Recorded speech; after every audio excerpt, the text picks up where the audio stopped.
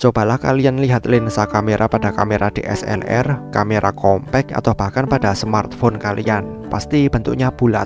Tapi mengapa gambar yang diambil menggunakan kamera menghasilkan gambar persegi panjang?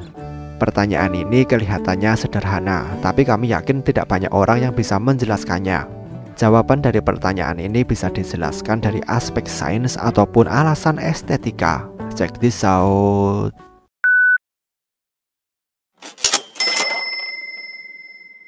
Untuk memahami mengapa lensa yang digunakan biasanya berbentuk bulat, kalian perlu mengetahui ilmu di baliknya.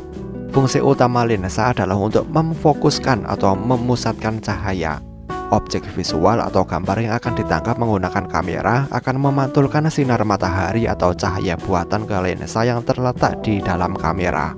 Lensa kemudian akan membiaskan dan memusatkan sinar cahaya ini ke area kecil yang sejajar dengan pusatnya.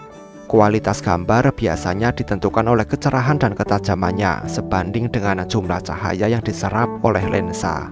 Tentunya lensa terbaik adalah yang mampu menyerap sebanyak mungkin cahaya yang dipantulkan oleh visual atau objek di depannya. Lensa yang baik mampu menghasilkan gambar yang jernih meskipun objek dalam keadaan gelap dan minim cahaya. Bagi manusia, ketika berada dalam kegelapan, pupil mata akan membesar untuk meningkatkan penyerapan cahaya, sehingga memungkinkan kita melihat lebih jelas dalam kondisi yang minim cahaya.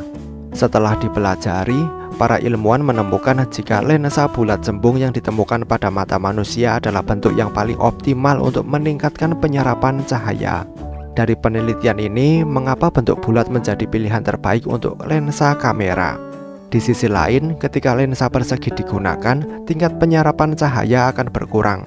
Pengurangan tingkat penyerapan cahaya ini semakin mengurangi kualitas gambar karena penurunan kecerahan dan ketajaman dari gambar. Selain itu, bayangan yang dihasilkan oleh lensa segi empat akan berbeda tergantung pada orientasi lensanya. Sedangkan bayangan yang dihasilkan oleh lensa biasanya tidak terpengaruh oleh orientasi lensa ketika digunakan. Oleh karena itu, lebih mudah digunakan dan dianggap lebih praktis. Selain faktor ilmiah, faktor biaya juga mempengaruhi mengapa lensa bulat digunakan pada kamera. Secara umum, lensa bulat lebih murah dan lebih mudah dibuat. Dibandingkan lensa berbentuk persegi, lensa bulat lebih mudah diputar, dibersihkan, dan dipoles. Mungkin kalian bertanya-tanya, bukankah lensa yang digunakan pada kacamata biasanya berbentuk persegi panjang? Itu memang benar, tapi lensa itu awalnya berbentuk bulat sebelum dipotong agar sesuai dengan bentuk bingkai kacamata. Setelah mengetahui ini, kalian akan paham jika bentuk lensa tidak pernah mempengaruhi bentuk gambar yang akan dihasilkan oleh kamera. Setelah cahaya diserap, maka akan difokuskan pada sensor kamera. Sensor pada kamera sebenarnya bertanggung jawab untuk membentuk gambar kalian menjadi bentuk persegi panjang. Terlepas dari bentuk lensa yang digunakan, sensor pada kamera selalu berbentuk persegi panjang.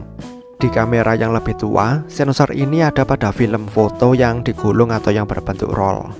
Saat ini sensor pada kamera digital atau smartphone berupa chip berbentuk persegi panjang yang disebut Digital Signal Processor atau DSP.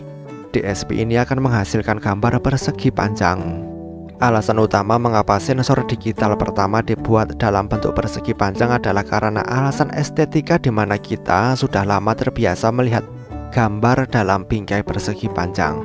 Gambar dalam persegi panjang lebih komprehensif dan karenanya lebih intuitif dan menyenangkan untuk dilihat. Dari segi kualitas, sensor yang membuat gambar berbentuk persegi panjang sama sekali tidak menambah kualitas gambar, melainkan hanya mengubah gambar yang diambil dari bulat menjadi persegi. Foto ini adalah foto yang diambil pada abad ke-19 oleh seorang mata-mata. Foto ini diambil menggunakan kamera khusus yang tidak memiliki sensor segi empat. Bagaimana menurut kalian? Sampaikan pendapat kalian di kolom komentar. Terima kasih telah menonton video ini dan sampai jumpa di next video.